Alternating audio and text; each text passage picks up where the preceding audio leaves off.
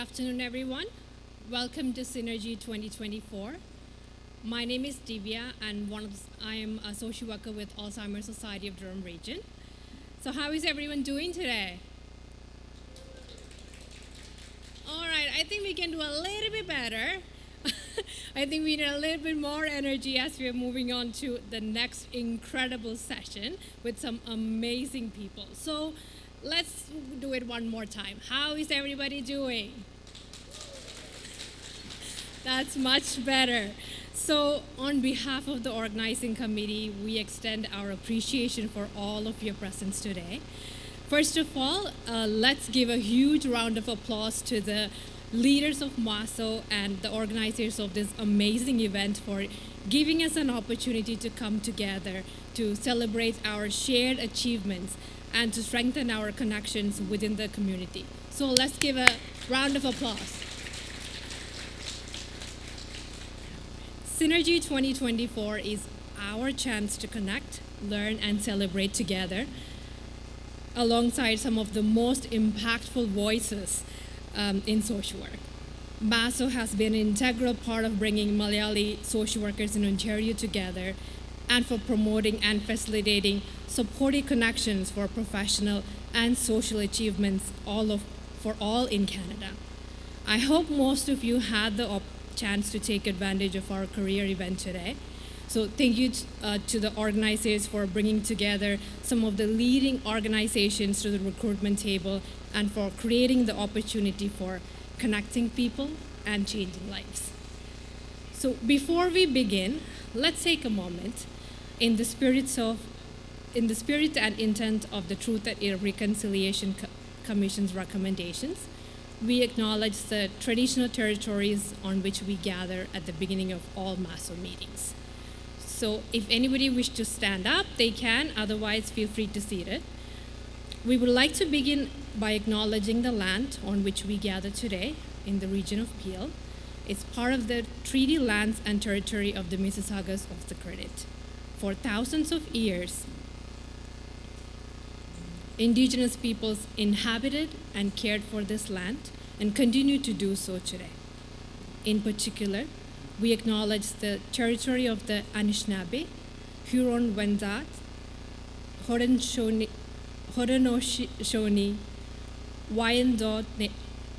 Wyandot nations, Ojibwe, Chippewa peoples, the land that is home to the Métis, and most recently, the territory of the Mississaugas of the Credit First Nation, who are direct descendants of the Mississaugas of the Credit. We are grateful to have the opportunity to work on this land, and by doing so, give our respect to its inhabitants. By learning, understanding, and acknowledging, we wish to pay respect to Turtle Island, Mother Earth, and to the rich Indigenous history of Ontario. Thank you. The next session of the day centers on empowering leadership in social work. We will get to meet some incredible leaders, community visionaries, and policymakers, and be part of an engaging panel discussion. So without further ado, let us now start our session by welcoming the Treasurer of MASO to deliver the welcome speech. Charles Thomas, a child protection worker with the Children's Aid Society of the region of Peel, who has extensive experience in nonprofit sector, both in India and Canada, in frontline, technical, and leadership positions. His areas of interest include child welfare, community development, social policy and research, and design, monitoring, and evaluation.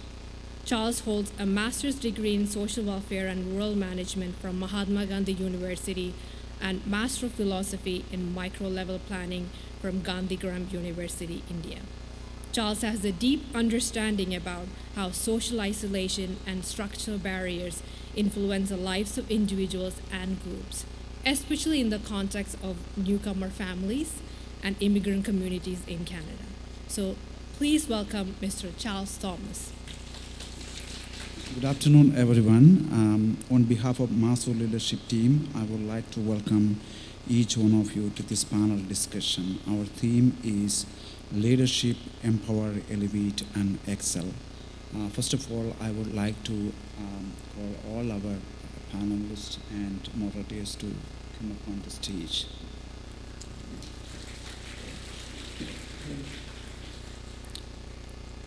MASO is a community-based association of professional social workers of Malayali descent in Ontario. As an organization, our fundamental objective is to work for the ongoing professional development of our members and support our communities using our social work knowledge and skills. Our fraternity has members in almost all branches of social work practice in Canada. The vast majority of our members are frontline social workers. MASO is composed of social workers of different categories in terms of their duration of practice and diversity of social work experience. We have members who are new to the Canadian professional landscape, members who have several years of experience, and those who have been in the practice for decades. The wealth of knowledge and practice wisdom we possess as a community of learners and practitioners is immeasurable indeed. While working with our members and community at large, our leadership team has realized that many of our members have huge potential to grow to the next level in their work, and cultivating a culture of growth mindset coupled with appropriate support should be an important area of our future engagement. Leadership is widely considered as a journey than a destination or position. In fact, how we nurture our passion for continuous betterment, consistently improving our knowledge and skills, and bringing out the very best in what we do is about empowering ourselves and unlocking the potential within us. Empowerment does not simply end in empowering oneself. Given the imbalance in the multi-ethnic social fabric in our organizations, we have an indispensable obligation to empower our fellow beings, especially the underrepresented, and create pathways for others as well to flourish. True leaders create more leaders, not followers. Elevating one another help us to tackle many barriers we face as racialized immigrants and excel together as a community. Individual successes become meaningful celebrations when they create positive impacts in the community at large. Friends, we have a group of well-accomplished leaders with us today to provide insight into various aspects of the theme in light of their lived experience, and I am standing here to welcome them. First of all, I would like to take this opportunity to welcome Ms. Mary Beth, Chief Executive Officer of PLCAS. With over 22 years at PLCAS, Mary Beth began her career as a frontline worker in 2000 and has since risen to the position of CEO. Her 13 years of nonprofit management and executive leadership have been marked by innovative strategy planning, public-private partnership, and strong commitment to equity through anti-racism approach. Her dedication to empowering future leaders and her extensive frontline experience make her as an influential leader. Mary Beth is not new to MASO.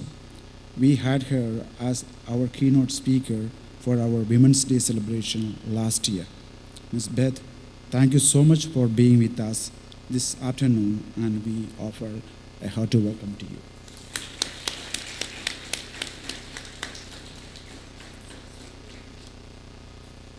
Our next panelist is Dr. Jobin Varughese, President of Ontario College of Family Physicians. Dr. Varughese is a second-generation immigrant from Kerala. His deep commitment to healthcare shines through his leadership roles. He currently serves as Interim Assistant Dean of Primary Care Education for the School of Medicine at Toronto Metropolitan University and Associate Vice President of Academics at William Osler Health System. Dr. Jobin's extensive experience spanned 14 years of practice following his medical education. He was He has worked across diverse healthcare settings, from family health teams and hospital rehabilitation to serving as a medical director in long-term care during the pandemic. Dr. Jobin, your achievements inspire us, and we are honored to have you here. We welcome Dr. Jobin.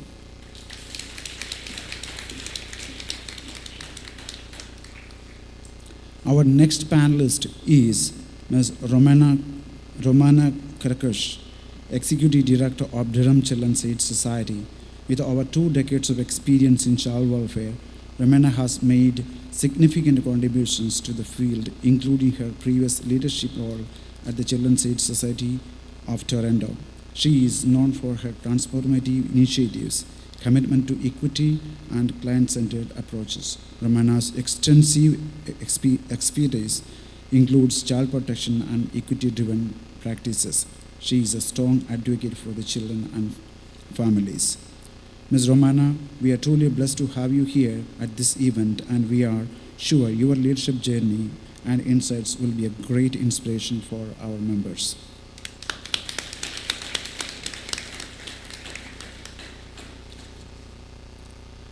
We have another highly inspiring, transformative leader with us today. She is none other than Aseefa Sarang. Aseefa is a dedicated advocate for mental health with a special focus on racialized communities. Her work centers on developing impactful programming for adults, youth, and families, particularly addressing the intersection of criminal justice system, homelessness, immigration, and other social determinants of health. Her unwavering commitment to systemic change through advocacy has led her to serve on various boards and committees at the local, provincial, and national levels, including Connects Ontario, the Expert Advisory Committee on Justice and Mental Health, and Mental Health Commission of Canada, and the Ministry of Mental Health and Addictions Leadership Advisory Council. Friends, we welcome Aseefa Sarang.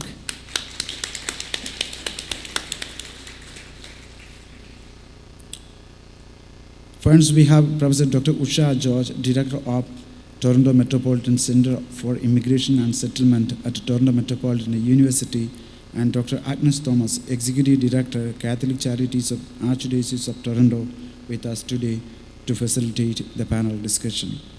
Dr. George is widely recognized for her expertise in newcomer settlement and integration. She has held several key leadership roles in the academic field and has won several prestigious awards. Her work has been instrumental in shaping policies and programs that support immigrants as they settle and integrate into Canadian society.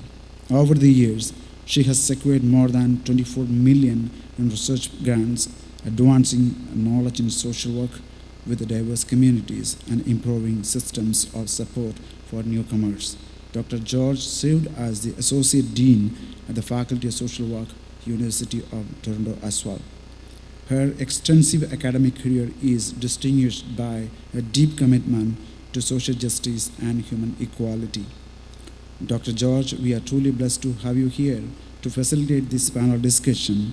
Your journey from an immigrant to a leading figure in Canadian social work is truly an inspiring one, and your words of wisdom has always been a lighthouse for Maso community. Hearty welcome to Maso family, Dr. Usha George.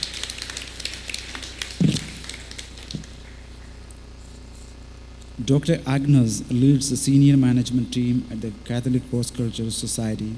She is a leading community development practitioner and academic with a passion for social justice, community building, and organizational transformation. Dr. Agnes has worked in the not-profit sector in leadership roles locally and internationally for more than 2 decades. She is a frequent conference presenter and has an extensive body of research and published work. Thank you so much for being with us this afternoon, Dr. Agnes. Hearty welcome. Both Dr. Usha and Agnes have been highly involved in teaching, coaching, mentoring, and building next generation leaders in their chosen areas of involvement. Friends, this conversation is not exclusively about making people as team leads, managers, or supervisors in our workplaces. Leadership is an everyday affair. We believe leadership is not associated with a position or titles, and we all will do multiple leadership roles in our daily work. This conversation is about igniting our thoughts to unleash our potential within our community for the larger good and providing insight into using opportunities to grow in our formal work settings. We need more leaders for our rapidly growing community. We believe everyone in this network, Maso network, is a leader with immense possibilities for further development. Maso is a huge platform that provides enormous opportunities for our members to engage in ongoing conversations and build their leadership skills. Let's enjoy the conversation with our great leaders, empower ourselves with new ideas and insight, elevate one another, and excel together as a community. Over to Dr. Usha George and Agnes. Thank you so much. Good afternoon. I hope you all are excited as I am. Oh, that's great. We have an excellent and inspirational panel of leaders here, and we would be hearing from them in the next hour and a half. So how this is going to be divided is we would have a total of 8 questions, like where we would have 2 questions for each of the panelists and then a general question for each of them. And you would have an opportunity to ask some of those burning questions you may have for some of the panelists or any of us at the group. So the first question, just for the panelists, we would have 2 questions for each of you for 8 minutes. So you have 8 minutes, and at 7th minute, somebody will show you that it is, okay, we have a timekeeper. Instead of asking 2 separate questions, what we are going to do, Usha and I have decided it may be easier if we ask you both of the questions together, and then you can take it to where you would like to. Yeah? Mary Beth, the first question is for you. Should I wait for the microphone to be on? While she is getting her microphone ready, Mary Beth, you are an example of someone who grew into leadership from frontline and very much community-focused, community-driven. And I imagine from your experience and expertise that you learn to value and see how mentorship and networking play a huge role in growing in leadership and also learning from one another. So I was hoping that you would be able to speak a little bit about how mentoring and networking play in grow in leadership. And the second question, I can repeat it for you after, is that what would be your leadership advice for people who hope to grow in leadership and they are in the front lines? There are so many barriers, and sometimes even for newcomers, so many of you are newcomers in the room, navigating that space. So what would be your advice, and what would be the first that the role networking and mentoring play in leadership? Thank you. 2 great questions, and if I miss the second one, please prompt me. So what role does mentorship play in leadership development? You know, one of the things we've been talking about in our organization is the role of a mentor, a sponsor, a coach in developing leaders. You know, often we create these formalized leadership programs which really focus on professional development and learning the tactical skills that you need. But having people around you that spend that time to mentor, to coach you, and to really just invest in your development is extremely important. And sometimes those can happen in organizations because there's formalized pathways. But one of the things that I learned early on is you have to go out and seek those for yourselves. And you know, who your mentor, who your coach, who your sponsor might be, they could be different people.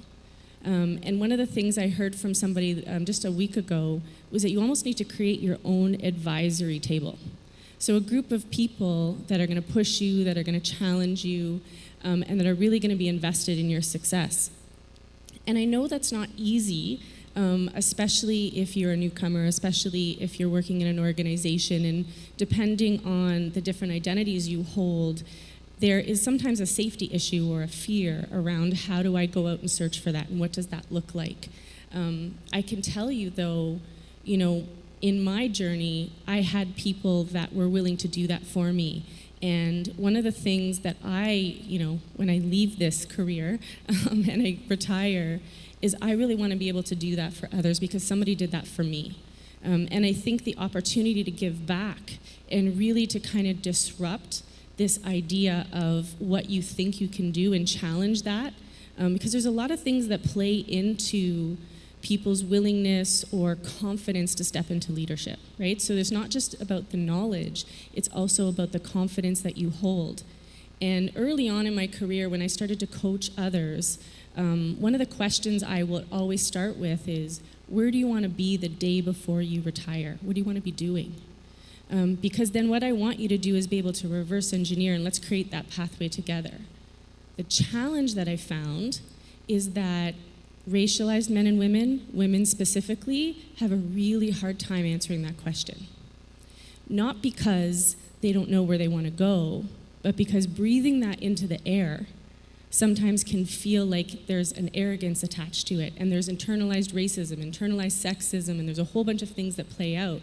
And so I'm often challenging my leaders to say, I want you to tell me what that path is, and now let's figure out who we can surround you with to go get that.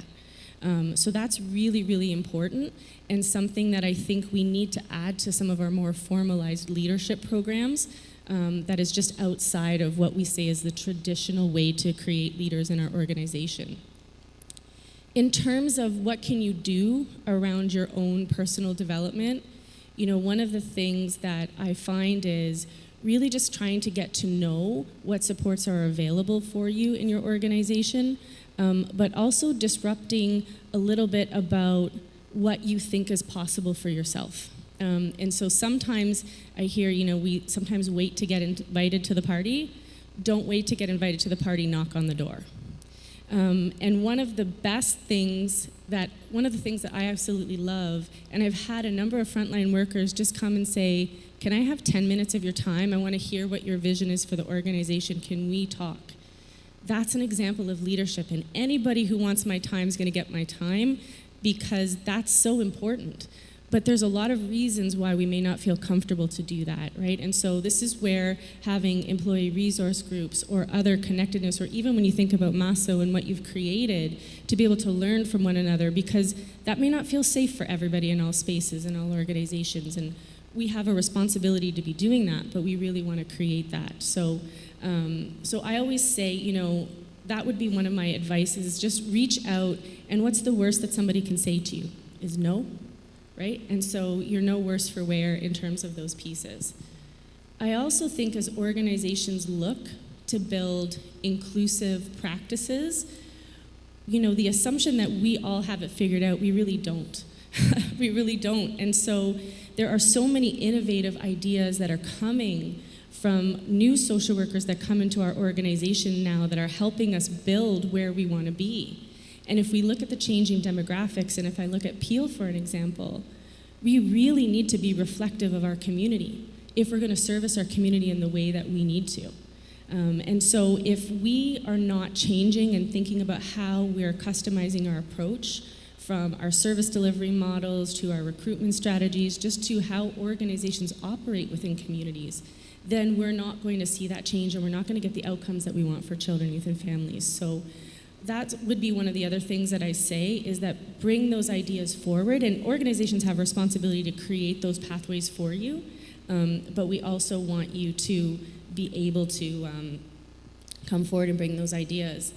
And I'm just going to end with a little bit of a story, and it's more around empowerment, and then I'll pass it back. I got asked the other day, what helped me move into this career, especially being female. We've made a lot of gains in terms of rolling into leadership, but what was it that helped me go on this path? And I told a story about my father. When I was younger, my dad, I lived in a time where my mom stayed at home. everybody around me, you didn't see women really going into careers or taking on leadership opportunities.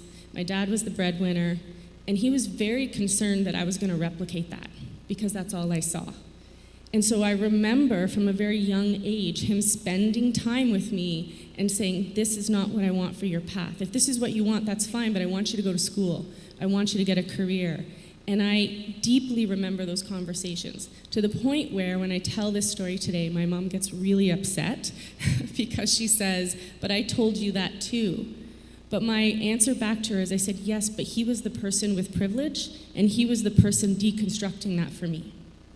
And so that is one of the things that I think about from empowerment when we think about mentorship. That is what I try to do with others, is I want you to deconstruct what you think is possible for yourself. Because there's the formal pathways, but there's also the work we have to do.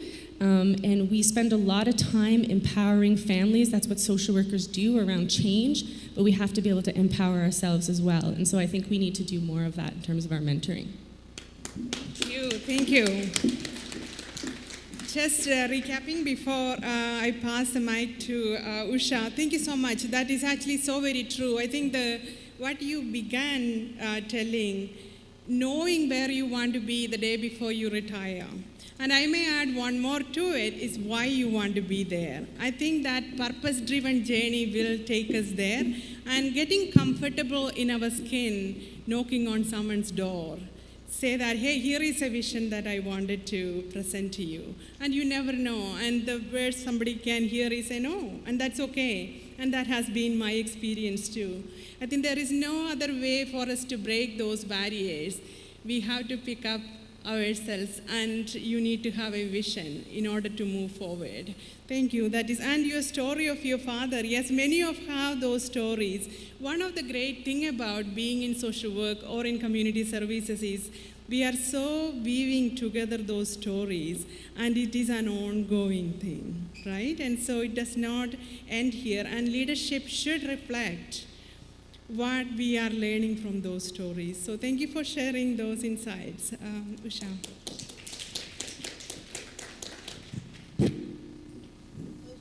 Hi. My question is to Aseefa. All right, and the question is all about empowerment. First, you have to empower yourself to look after yourself and kind of think of the things that you need to do in order to overcome, particularly the obstacles around or the structural barriers that we have around, gender, ethnicity, immigrant status, so on and so forth. So one is about how did you empower yourself? The related question that I want to ask is, how did you or have you ever empowered other people in order to follow leadership pathways?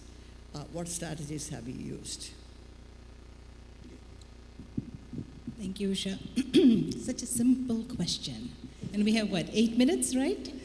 All right, let's see, where can I begin? So as a racialized South Asian woman coming into a leadership role, I think I was experiencing a lot of barriers. Sorry, I heard some feedback.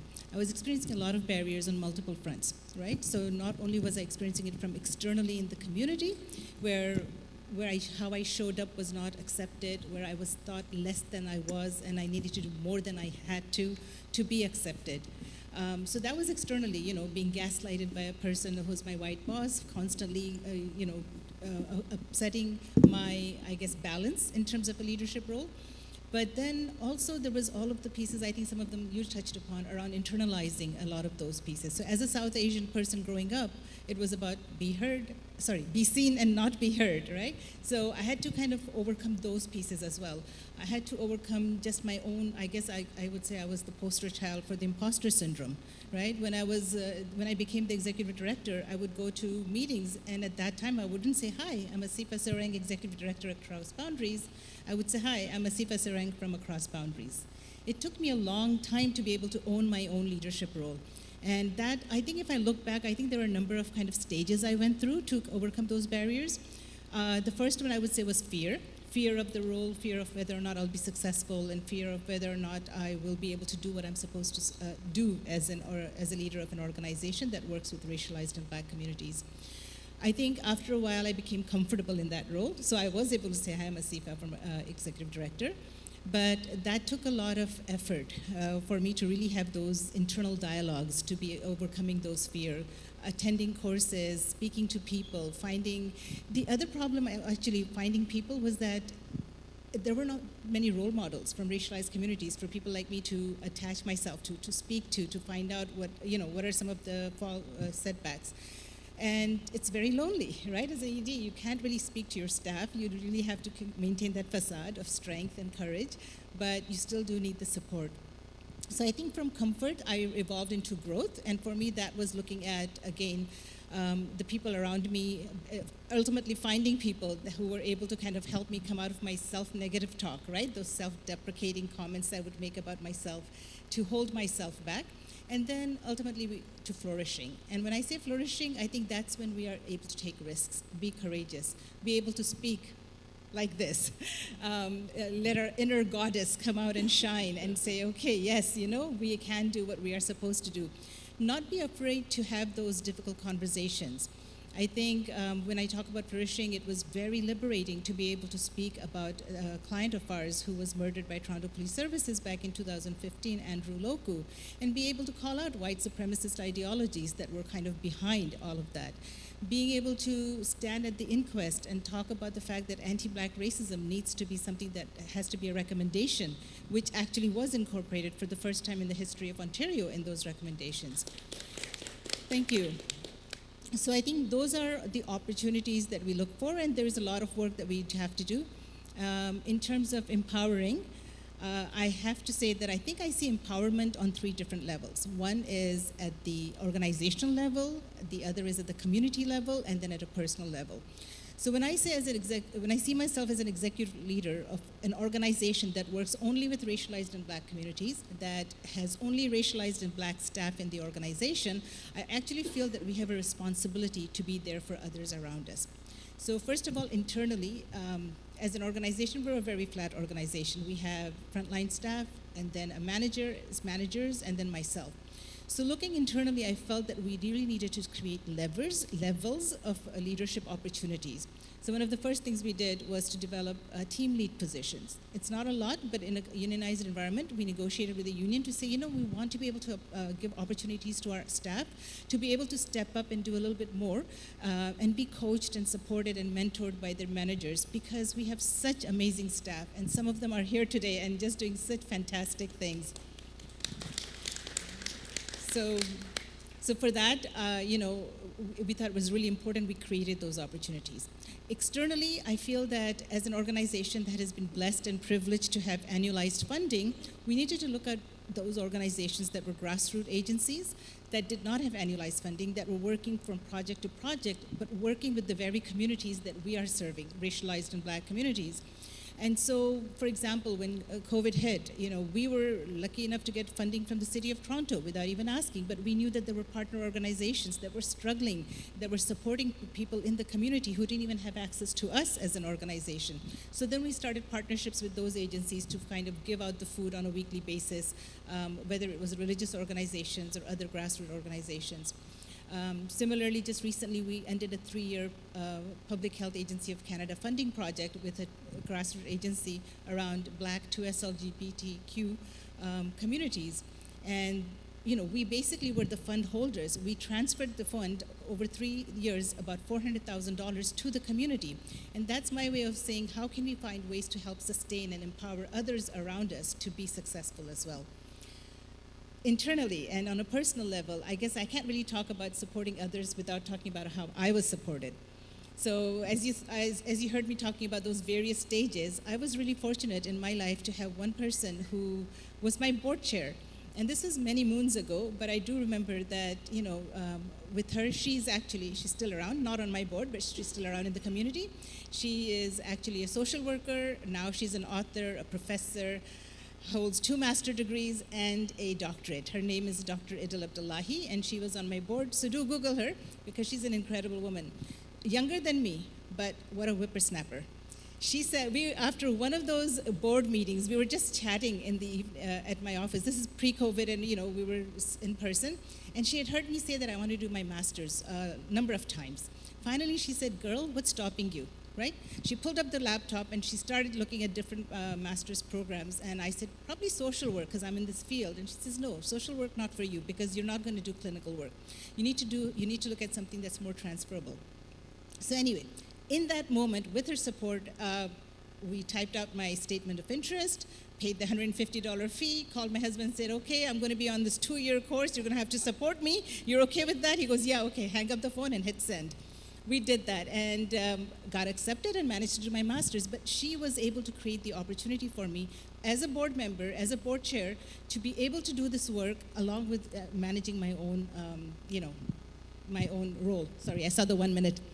So similarly, I think I won't speak about a very other experience that I want to share, but I will simply say that we all pay it forward.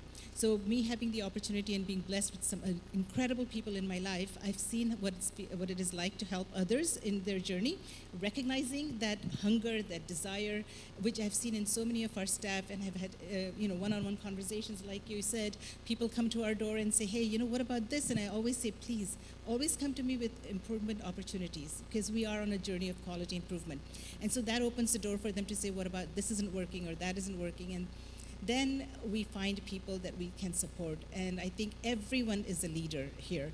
We don't have to have a title to be a leader. We just have to have the lens and the gaze to do those little things we do in our lives so that we can actually build upon those and become better and bigger leaders. Thank you.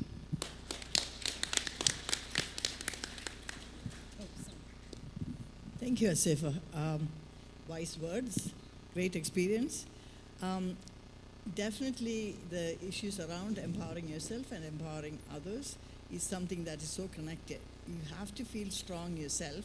You have to feel that you can do it. And again, it does not come naturally for most of us. You have to cultivate that. So the issues around motivation, capacity, and ability to change are very basic to the leadership and to become an empowered leader. Okay, I'll pass the mic on to you. Thank you. Yeah. Thank you, Aseefa. That was great. Actually, your conversation reminded me of a conversation I had with somebody yesterday. He said there were 3 things when you think about leadership or growth. You need to imagine, and then you need to trust, then you need to take risk. And it all runs with that taking that risk.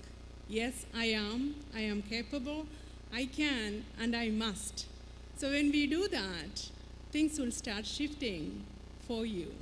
And it is actually time and again, like what you just said, we don't think, we don't imagine being in places, but when we do, things happen. Now, Ramona, welcome, and I'm so looking forward to hearing your story. I was just looking you up yesterday. Congratulations. Ramona started her new role as a CEO at the Children's Aid Toronto. Durham. Durham. And what an incredible journey, Ramona, that you had experience outside the country. Then you came, you started, what, 1995 or 2005? 2002. 2002. And so it is many, many years of that, and now you have arrived at becoming the CEO. And a question for you is that when you think about thinking to the future, what do you see as the leadership legacy that you wanted to leave behind? Not that we are talking about it is into the future. And the second question I have for you is that you probably seen that in the organization and outside, there are many who are racialized and people who are new to the country entering into the front lines or many aspects of the organization. And there are always different cultural and belief systems also comes along with those. And so how do we incorporate the cultural heritages of people who are working within our system while enhancing the professional excellence? And you are someone who have done both. So would you speak a little bit about that? Thank you so much, and thank you for having me here. It's just so humbling and exciting to be in the presence of so many leaders and future leaders. We all hold leadership roles as the guest speakers talked about. I started in 2002 in Canada, but I did work back home in Romania. I came from Romania and immigrated together with my husband. And when I think about the leadership legacy, I can't help but think about, and we all shared stories, we have different questions, but we're all, like I was listening to Mary, Beth, and Aseefa, and we're talking about the same core values that come to leadership. So it's really interesting, but at the same time, this is the reality of leadership. When I came to Canada and I studied at Toronto CAS, and it was the first place I called, and I started as a frontline worker, I remember to this day the many, many days of going home with huge headaches. English is my second language. I wasn't speaking it very well. I was sitting in lunchrooms listening to my coworkers talk, and I had no idea what they were talking about most of the time. And I was exhausted. I was simply exhausted driving home and thinking, what am I doing here? I don't think I can survive. I don't think I can work here. I came with a lot of hopes and dreams, and I slowly saw them kind of crumbling down. And why I share this story is because what I already heard talked about is the network and the support and the removing barriers. And while many years it took me to get to a place where I had the comfort and the confidence to push myself, it was those around me, and not everyone around you, but those around you that see you for who you are, that brings that the words that you have in front of you and tell you, I believe in you, I have faith in you, I think you can do it.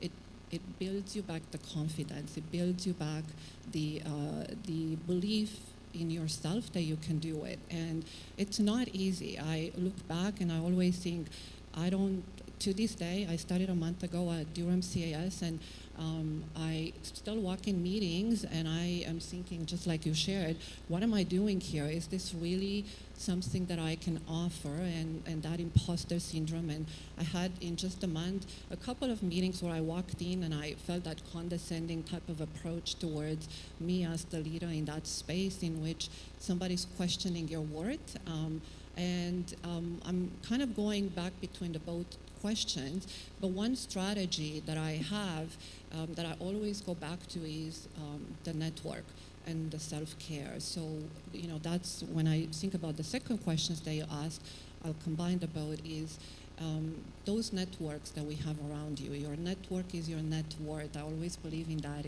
I fall back onto that. I have to call a friend of mine or somebody that has built me up just to bring back that confidence. And in those couple of meetings that I was recently where I felt leaving, that people questioned my worth and, looked at me, I'm talking with an accent, who am I in this space? I had to step back and think, I have a lot of worth that I bring forward.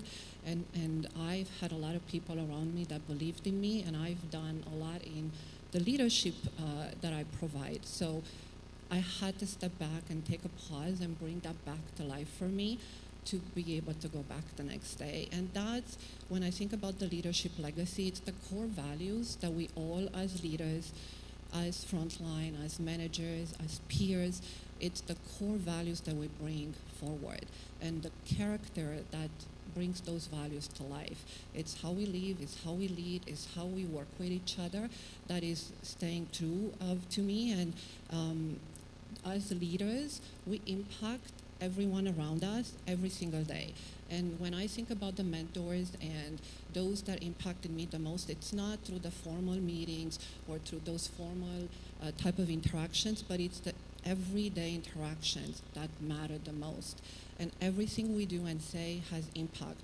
One quote that stayed with me when I went to a conference and I heard somebody talk about leadership is, when the axe meets the wood, only the axe forget. So what that means is that what we do as leaders, we might forget by tomorrow who we talked to and what we did and what we said, but the person that we interacted with will never forget. And we might change somebody's life.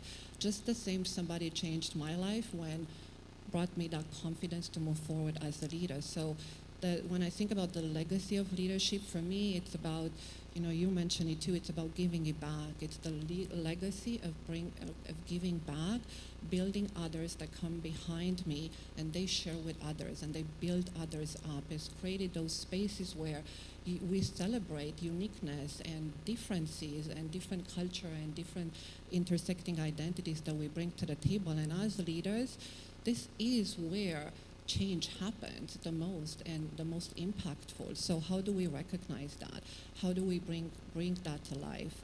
And when I think about strategies, for those of us that come from different cultures, minority leaders, the reality is in everyday workplaces that we have, there's a lot of barriers, there's a lot of inequities, and that those that are different need to, or come with different identities, need to navigate. And that's not easy. But what I will always, what I believe in is, how do we stay true to who we are? How do we stay true to our core values, our character, and bring that forward? Embrace that authentic you, who you are. Bring that cultural heritage into your leadership style. In the beginning, when I started in this country, for many years, I was ashamed of my accent. I have to this day have had staff in the agency that did not know how to pronounce my last name because I never said it. I was just embarrassed to say my last name. Nobody will remember it. Maybe I should not even say it. So I realized I was just leaving my culture behind. I was not embracing who I was and not modeling that for others, because as a leader, we're role models, and we open the doors for those that maybe do not see doors open in agencies because nobody looks like them. So when we have that power and opportunity to be that other person that comes to the table, what do we do with that seat at the table is so key. So I can role model for others that, somebody with an accent, somebody that comes from a different culture should be at the table and can be at the table, and we can work together to impact change. So embrace authenticity. The other piece that I would say in terms of strategy is, beside the network that you build, is self-care. I was just talking to a friend of mine the other day that I completely forgot about self-care starting as the new ED at Durham, because it's just been very challenging. And I had days driving home thinking, I don't know how I'm going to do this work. But it is about the self-care and how we take care of our bodies. I went to an equity symposium last week, and Dr. Kendi talked about, and a quote that stayed with me was, you can't dream if you don't dream.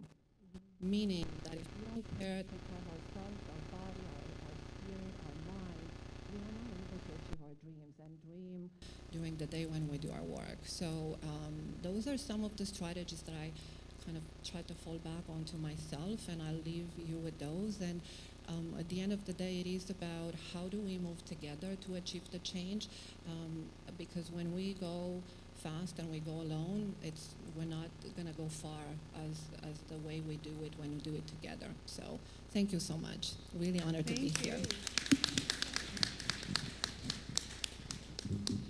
Hi.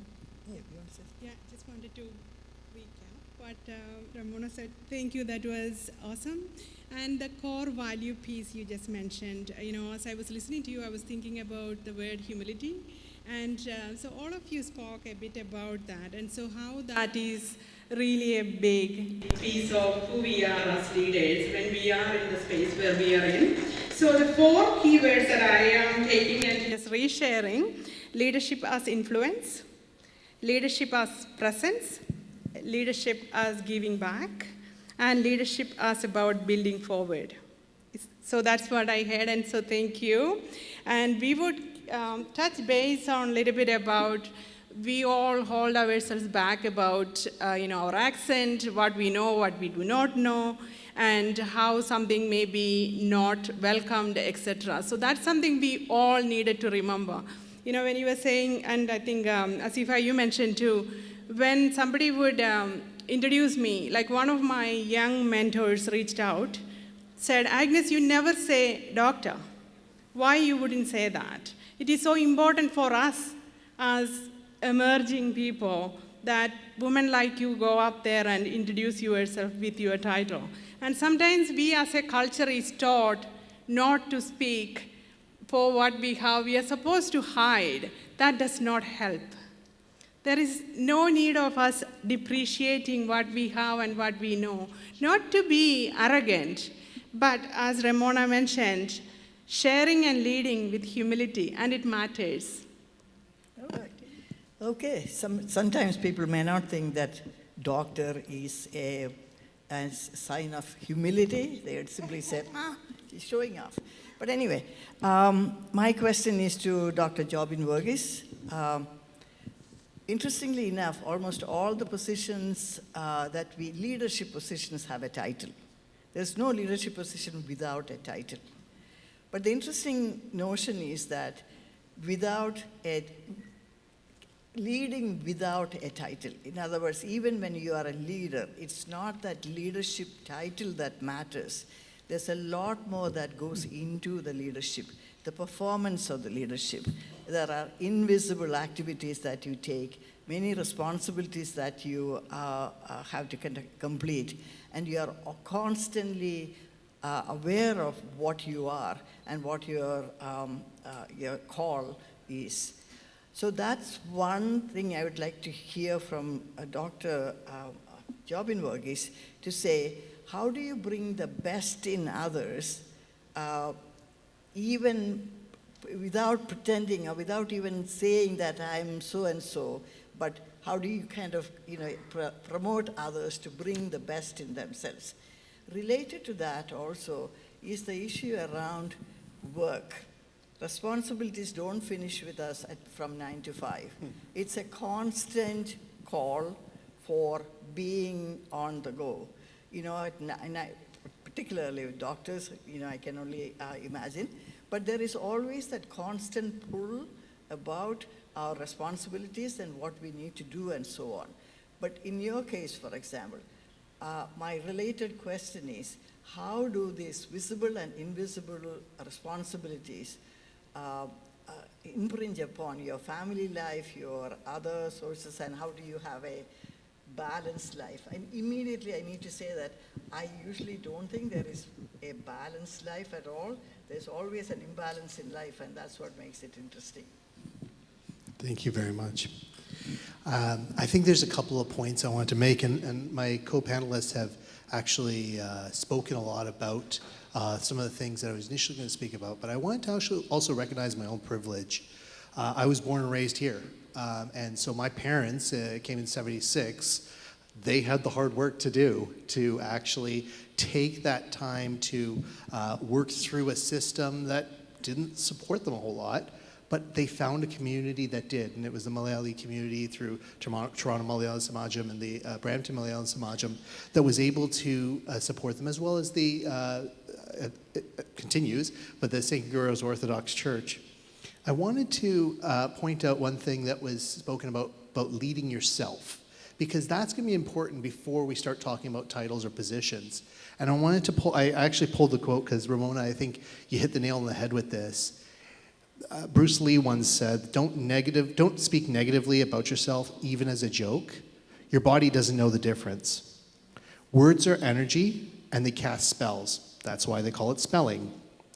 Change the way you speak about yourself and you can change your life. So to me, leadership is not about authority or titles, it's about influence. And so I'm going to use my own experience of growing up and going to St. Guru's Orthodox Church and organizing sports tournaments for my local community.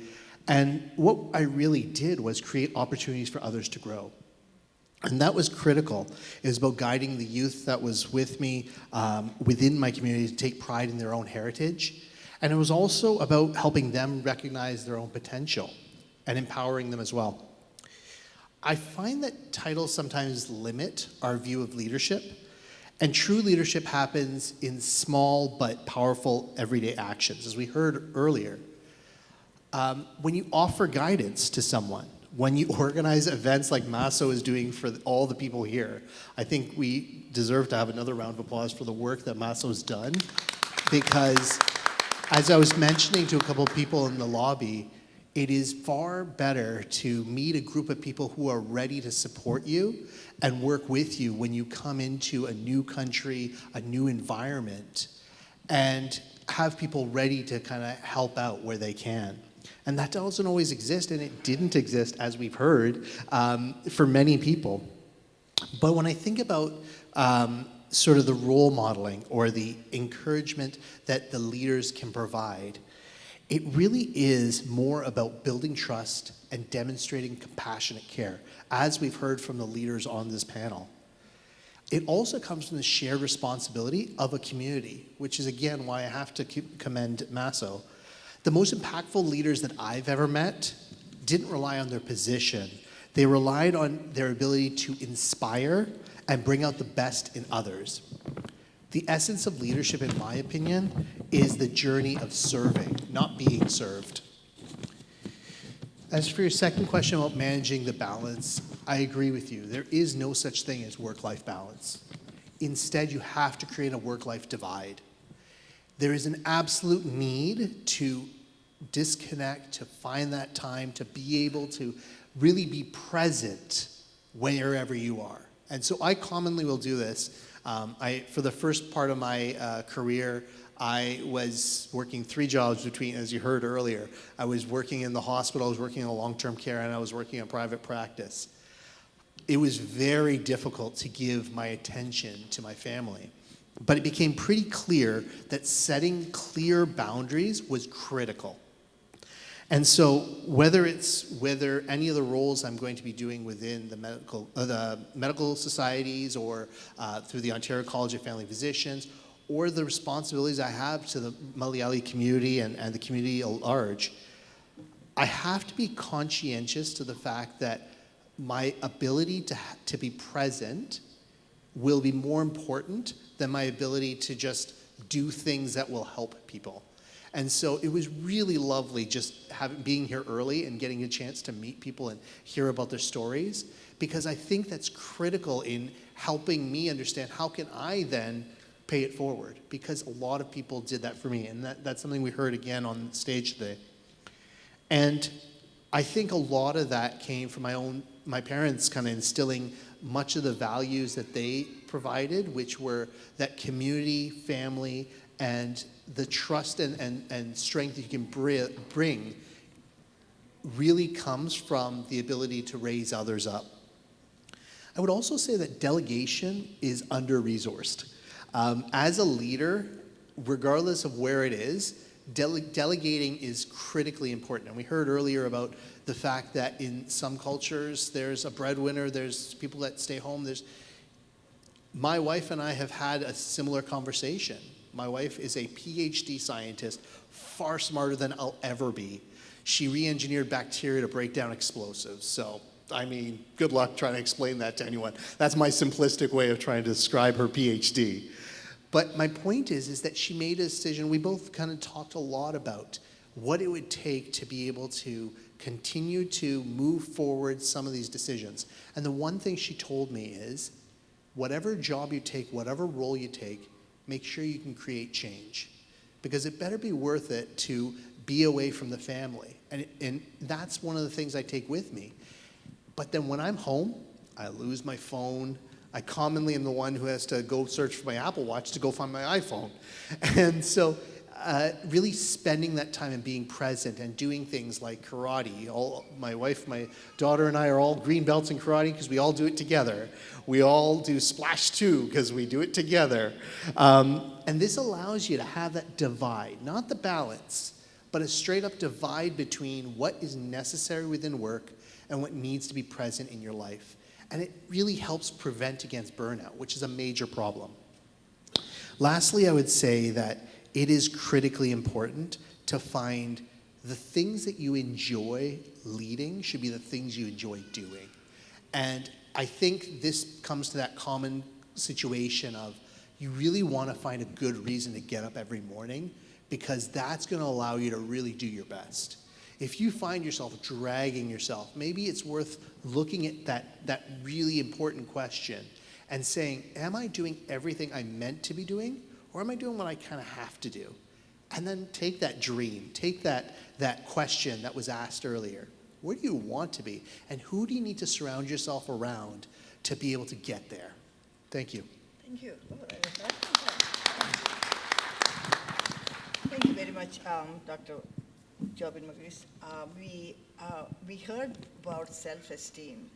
And in fact, you talked about the fact that you have to be oh, sorry, I'm holding my pen.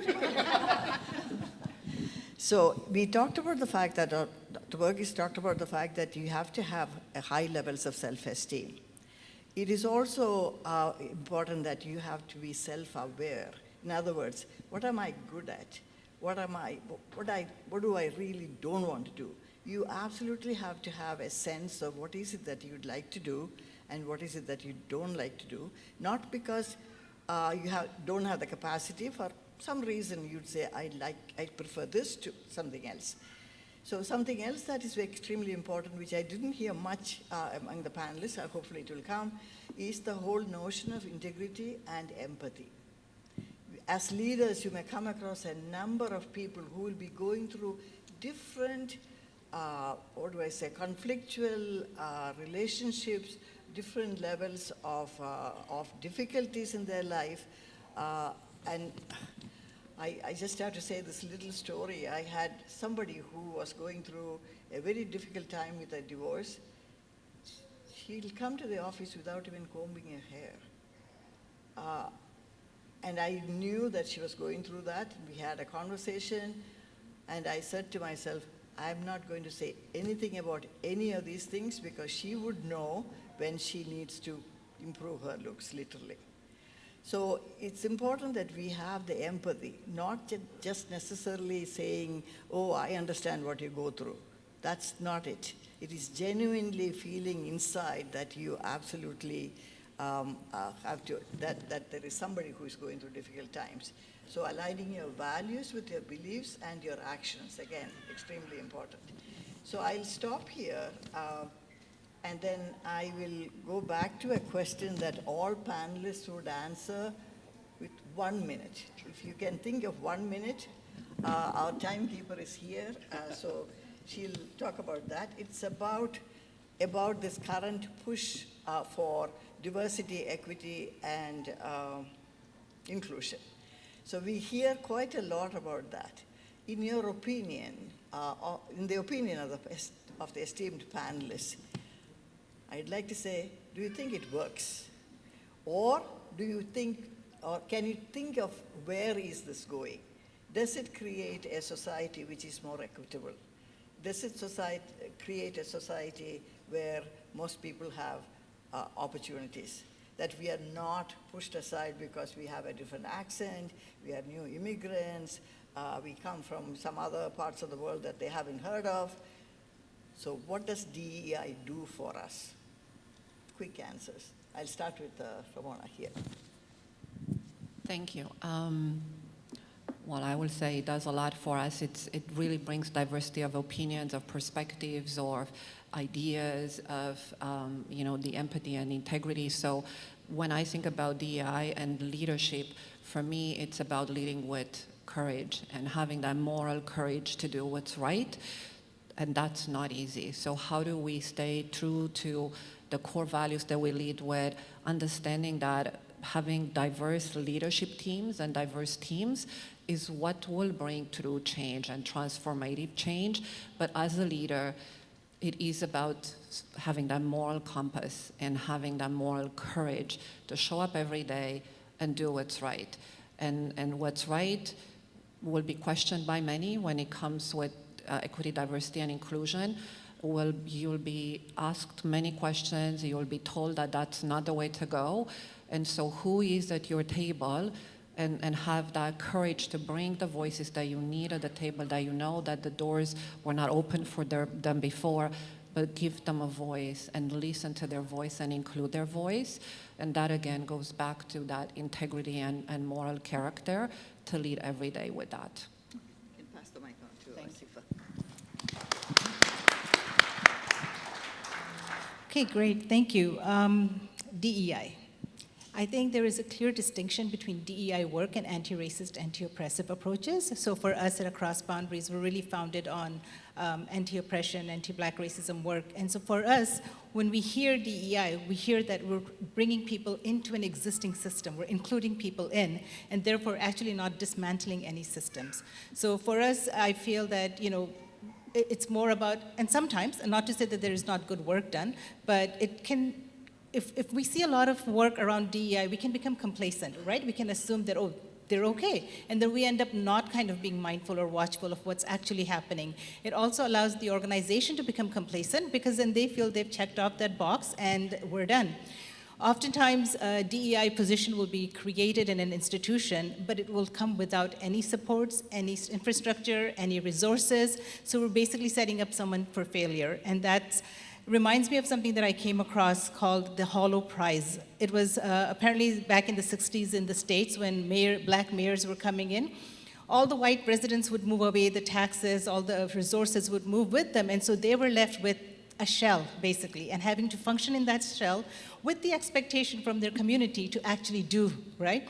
So we've had a lot of Black leaders. Unfortunately, we haven't seen the changes happen. And so I would say that as we move forward, we really need to be mindful about what DEI means, how we can measure it, and whether or not it actually works. Thanks.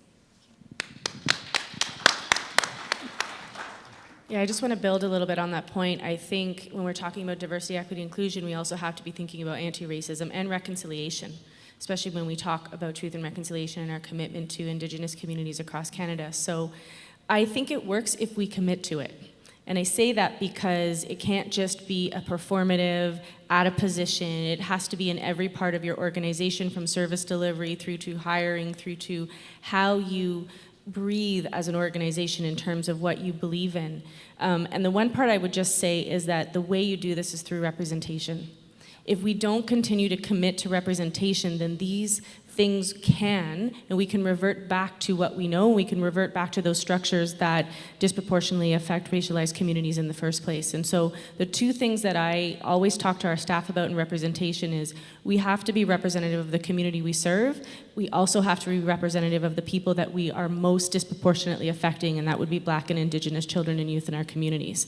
So yes, and only if we continue to commit to this and we continue to make that part of who we are as organizations and our continued commitment to it on a daily basis. Yeah, and I think the only thing I can add is not to forget about accessibility. So as much as we're talking about equity, diversity, inclusion, and anti-racism, we have to think about accessibility and ensuring that we're opening pathways for people who otherwise may not know how to access it. And I think the best leaders do create the environment where people of all backgrounds can bring their full self. More and more I keep hearing people who are taking their names back, where in the past they may say, well, you can call me whatever because I know my name's difficult for you. But now actually being willing to take that step and saying, well, let me help you pronounce the name in the way I prefer to. I think that's a powerful statement, and I think it's an important step that people need to take as well. So bringing your full self to the table and aiming to have more of collaboration, as well as for everyone to be able to contribute to excellence, is going to be critical. Okay. Thank you for those answers. And I would also argue that DEI does not mean just only the representation part of it. I think we should also be courageous enough to challenge the structure. That kind of limits the possibilities or even the responses that we put forward. I have a quick example and then I'll open up for questions. My first job in Canada was actually to the executive director of an agency, South Asian agency, which was basically found for to support victims of domestic violence. So as I entered the agency, of course, the agency was in great financial trouble. The funder was after us. Basically, what they want to know is how many files did you open? How many files did you close? And how many clients are now being served? Seems like a simple answer. It wasn't a simple answer. Basically, I called, this is my 4th month in Canada. I called the funder for a meeting and said, look, our community is not necessarily, the women in our community who are experiencing this are not necessarily looking for a place and a space in the shelter. They are looking for their own home without the violence. Can we work towards that? And that's what we want to promote as a model. So file closing and file opening are two different things, because somebody might come back after 5 years of disappearing from the place or saying, okay, I'm okay. So it is not to say that we'll keep serving the same clients over and over again. We have the integrity. We know what we are doing best for our community, because we would like as many people as possible to get that service. So I would then also say that DEI representation is great, but we also should be courageous enough to challenge the representations that the mainstream society sometimes may have of us or our community. Okay, so I'll stop there. So we'll open up for questions. We probably have, very good 15 minutes. All right, okay. So anybody with a question? I felt like I'm sitting in a live lab and listening to the lived experiences you went through. Thank you so much for that. So my question is we social workers and frontline workers are definitely called for leadership, right? So sometimes there is a chance for being wavered by bossy kind of things, or being a kind of, managerial pressures where we need to project some kind of bossy outlooks. So how can we stay away from being managers and to be good leaders? Some tips and strategies. Yeah, it's a great question. There is a big difference between a manager and a leader, right? And so one of the things is I find when people move into more managerial pieces, it's because they are trying to get tasks done. And the way you get done the work is through other people, and you have to lead and you have to inspire others to execute. And so I think one of the hardest things is to resist that urge to really go into that task mode. And that's where you see that kind of micromanaging and those pieces happen, because managers are trying to get their own things done. We know that we have to report to the ministry. We know we have different tasks and things that we're doing all the time in terms of our work. But that's the strength of leadership, is to resist that and really think about how you're building capacity in others versus directing others to do that, because that's the easy part. Right? The hard part, though, is to encourage others and to teach and coach and mentor, back to what we were talking before. And that takes strength, but it also is something that we need to continue to encourage people to do in social work specifically, because we know, especially in highly regulated fields, I'm looking at my child welfare colleagues, it can be so easy just to go into that. It's about the task that I need you to get done, versus helping that people to learn and to grow and influence what that work looks like. So thank you for the question. And I think the only thing I'd add, and I think the CEOs who are here would hope they're board. So one of the roles of being a president is you also are board chair. As a board chair, one of the things that my CEO loves is when we're nose in, fingers out. So know what's going on, but keep out of the operations. Thanks. I would just add that I think managers are leaders as well. So we may call them managers, but they're actually there because they have the leadership qualities to be leading. And one of the things I think it's really important that I have 3 managers, and when I speak to them, I say you are, without sounding pompous, mini-me's, meaning mini executive directors, right? So please behave that way. Take on the responsibility, the accountability, and come to me with suggestions and recommendations, and we'll work through that, right? So creating that safe environment is really important for that trust to happen and for people to flourish. I will only add to say that every interaction, I'm going back to what I said in my first answer, every interaction you have with those around you have leadership qualities in them, and so you never know, through a story you share or a situation that you worked through, even through a managerial task, you show somebody how you did it, how you worked through it, how you probably struggle with some challenges. That's leadership. You're teaching someone something every single time, every single day. So I will say, manager, it comes with leadership qualities, and we impact lives every day. Thank you. Any other question? Good evening, everyone. It was an insightful session, and my name is Rachel. I'm a student from Toronto Metropolitan University. My question is for Dr. Jobin. And how have the South Asian culture influenced you in your leadership journey?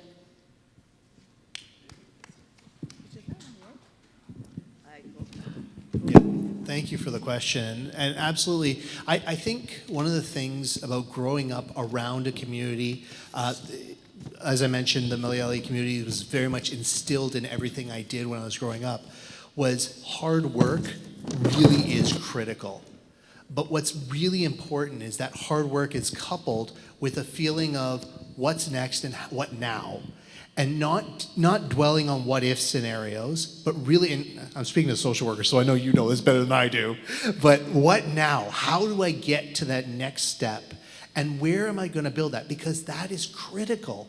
It is so important to actually take all that hard work that you're doing and then figure, how can I now harness this to take next steps and next growths? And constantly work on the ladder that you want to create.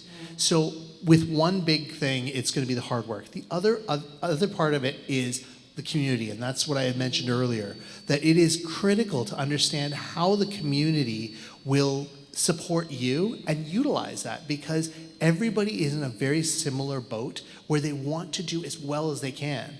And I think those two major points would be how I'd answer that question. Thank you. Thank you. Any other questions? Go ahead, please. Thank you. My name is Tony, and I'm a proud caste investigation worker, Director of Toronto, Society of Toronto, I'm sorry. First, a word of gratitude. I feel extremely privileged to have witnessed what just happened. Like I did not get any textbook answers. I rather got somebody's story about her father's advice, somebody's experience when she came from Romania, somebody's experience about her identity as a minority member. So all these things, all these experiences are very much relatable for me because I live in this country as well. So all this intersectionality at plays, I really truly relate to your experiences, and I feel extremely privileged that the honesty in the answers from the panelists. Thank you so much. And that's the first thing I would like to say.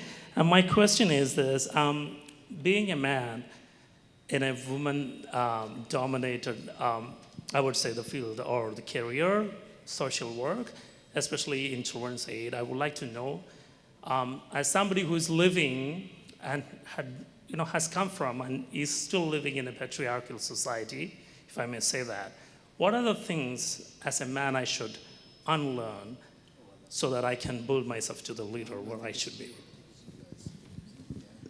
You want to say something? If not, I will. Dr. George, you love go to hear ahead. your Yeah. opinion, for sure. Okay. As a man, you don't have to get rid of anything. Yeah. Just be yourself. That's right. But have the qualities of human, empathy, human touch, understanding.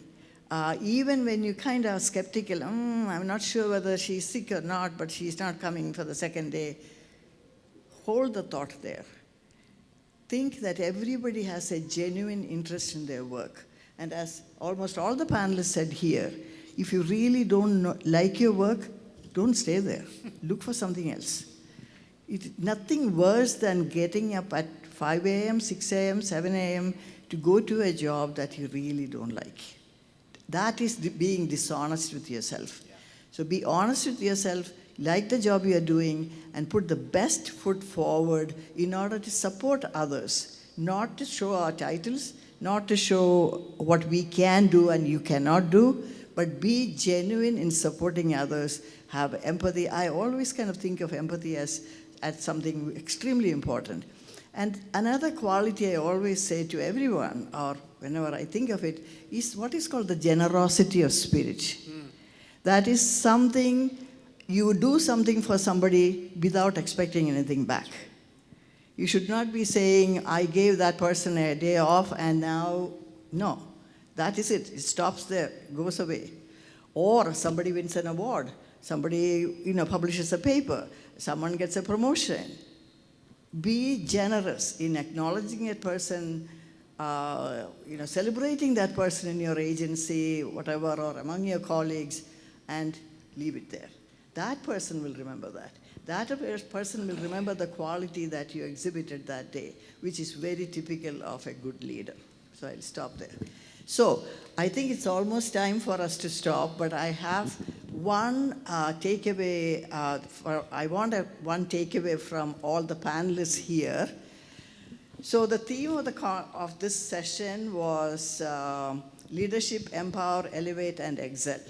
So if I am to ask the three one, two, three, four. Okay. The four panelists, give me 3 words, 3 phrases that you will give us to take away. It's related to the theme. Elevate, empower, excel, all of that. What would be the 3 ideas?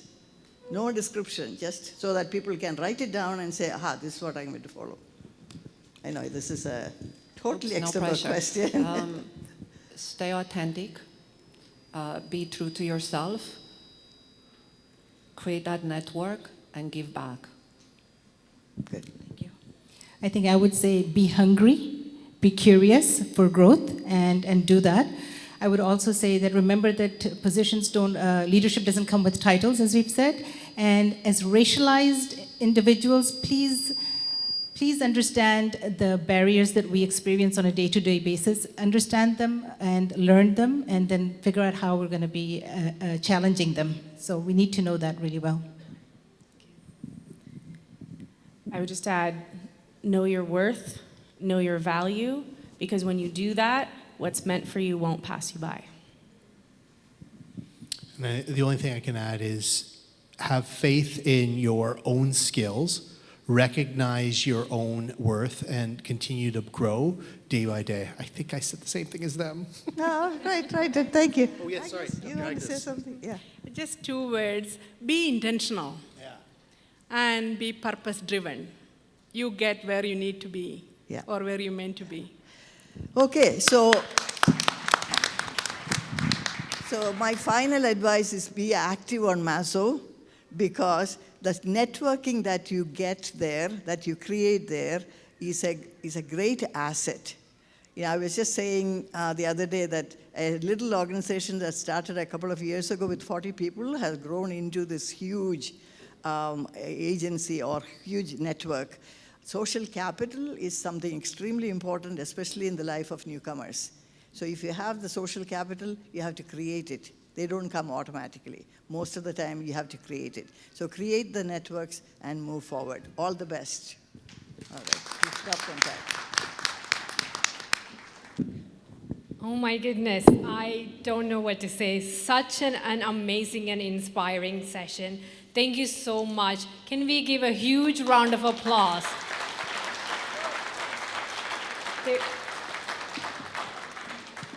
So much to take away and think about.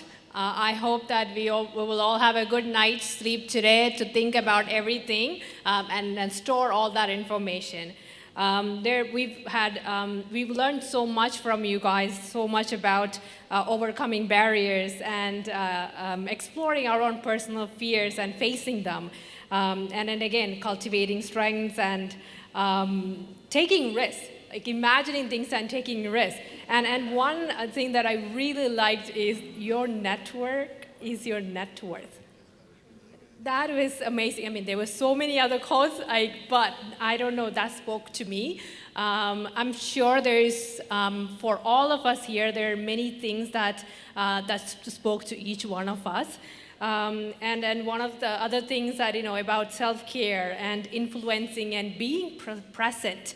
And that, as somebody who works with Alzheimer's patients, we always tell people about, truly an Alzheimer person is the one that actually truly living in the present.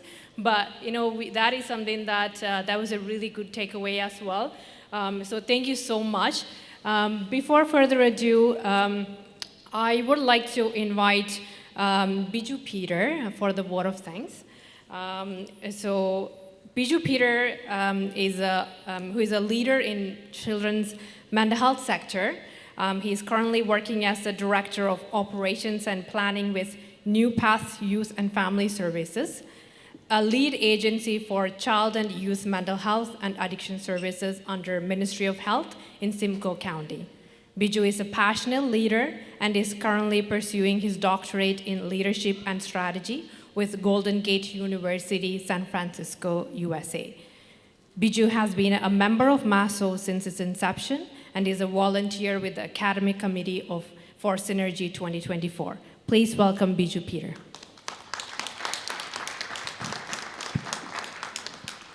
A very good evening, everyone. Wow, what an enlightening and inspiring session on leadership. I'm sure everyone is feeling really empowered, elevated, and excellent now. Truly, it's a great privilege for me to thank you all for this amazing session. On behalf of the Malayali Association of Social Workers, MASO, the organizing committee of Synergy 2024, and very especially from the Academic Program Committee, I extend my heartfelt gratitude to each one of you for your participation in today's very enlightening and thought-provoking discussions under the theme, Leadership, Empower, Elevate, and Excel. This segment in Synergy 2024, I believe, is a true testament to the power of diverse voices in shaping our path forward in social work and beyond. I would like to start by expressing my deepest thanks to our remarkable panelists. Each one of you shared invaluable insights into the nuances of leadership, and you certainly left us all with inspiration to carry forward into our work and lives. To Mary Beth, CEO of Peel Children's Aid Society, your perspectives on mentorship and inclusion highlighted the importance of removing structural barriers for aspiring leaders. Your advice to young social workers from racialized communities was empowering, offering hope and practical wisdom for those navigating similar challenges. Thank you for joining us today. Thank you for sharing your valuable perspectives. We would now like to invite you to accept a token of our appreciation from Bindu Prasad, a member of our academic committee, who is also the manager at Luminous Community Services.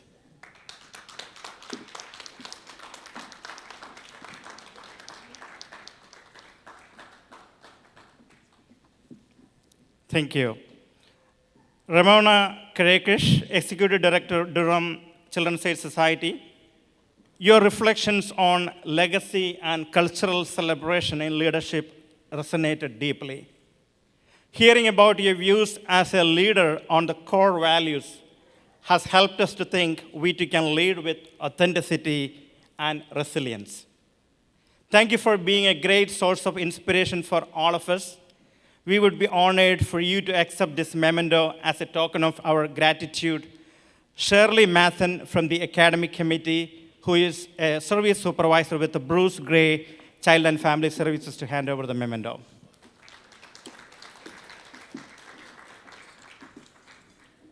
Thank you.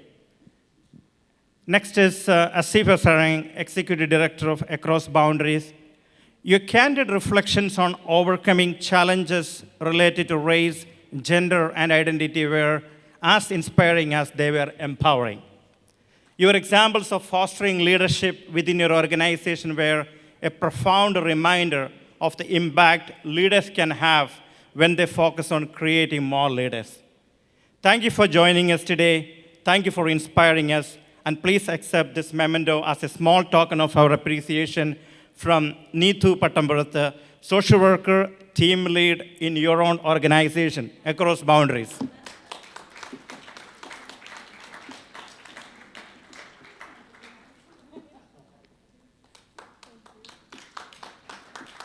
Thank you. And Dr. Jobin Varughese, President of the Ontario College of Family Physicians, your ideas on leading without titles offered us all a fresh perspective on what leadership truly means. Your strategies for work-life balance in a demanding field were practical, and it really resonated with the entire audience today.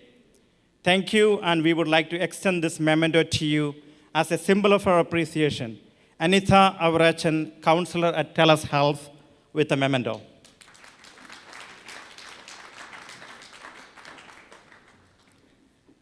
A very special thank you also goes to our esteemed moderators, Dr. Agnes Thomas, Executive Director of Catholic Charities of the Archdiocese of Toronto, and Dr. Usha George, Professor of Social Work at Toronto Metropolitan University.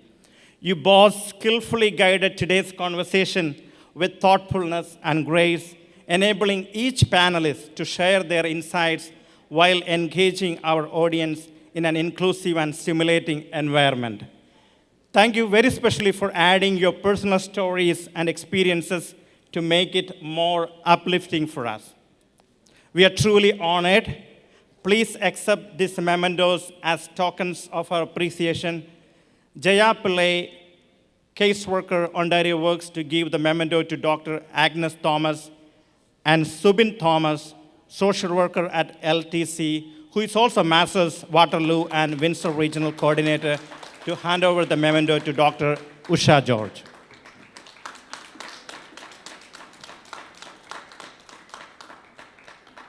Finally, I would like to thank the Maso Academic Committee, our dedicated organizers, and every member of our audience. Your presence, thought-provoking questions, those were great questions indeed, and active engagement enriched today's discussions. We are truly grateful for your enthusiasm and support in making Synergy 2024 academic session a grand success. Thank you all once again, and we look forward to continuing these impactful conversations together and continue to grow as leaders, empowering ourselves and others, elevating those around us, and be excellent in everything we do as social workers. Let's continue to strive towards excellence wherever we are and whatever we do. Thank you.